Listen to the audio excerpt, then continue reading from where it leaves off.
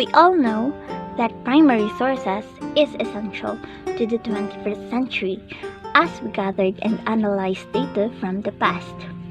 Today, we are going to analyze each sources of the two well-known people and comparing the differences between the two. Let's start with Robert P. Fox. The excerpt that he has written contains his own observations and findings during the initial excavations of the Bin Cave in June and July 1962. With that being said, it can be considered as a primary source. These findings include descriptions of the fossil bones, their location within the cave, and the associated flake assemblages. Robert B. Fox actively participated in the 1962 archaeological digs into Bin Cave, according to the primary source. As a result, his authority on the subject is strengthened because he was a first-hand observer and participant in the research.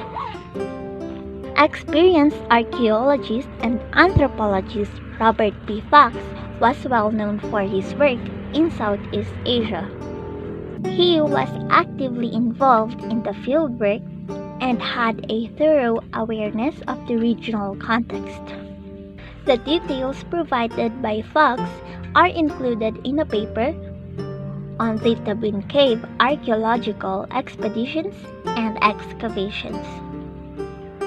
For his accountability, Robert B. Fox, the author of the primary source, is responsible for the accuracy of the data he provides. Any errors or inaccuracies could potentially impact his reputation as a researcher. For William Henry Scott, references to the work of Scott, 1969, which is likely another scholarly publication or source. Scott's work appears to be a secondary source as it provides information and interpretations based on the author's research and findings, not directly derived from the excavation of the Bin Cave. Scott's work is a secondary source because he was not actively involved in the excavations at the Bin Cave. However, he appears to have examined and evaluated other people's work, notably Fox. The text does not specifically mention Scott's competence. However, it is possible that he has knowledge of anthropology and archaeology.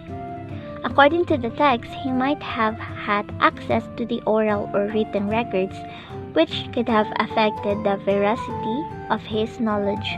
It is implied that Scott is mentioning or addressing the work of others, including Fox's, because his work is mentioned in the context of a recent publication. The accuracy of Scott's sources determines the correctness and credibility of his work. For his accountability, since Scott is a second source, the reliability of the primary source he cites affects Scott's reputation. In an odd manner, his work can be taken seriously if his interpretation of these sources is true. And to sum up everything, when discussing the precise findings and observations relating to the Bin Cave and the Bin Man, Robert B. Fox is considered more credible. His authority is increased by his involvement in the excavations firsthand, his knowledge of archaeology, and his responsibility as the author of the original source. However, Scott's work should be carefully analyzed in light of Fox's primary source in order to determine whether it still adds context or views. That's all. Thank you.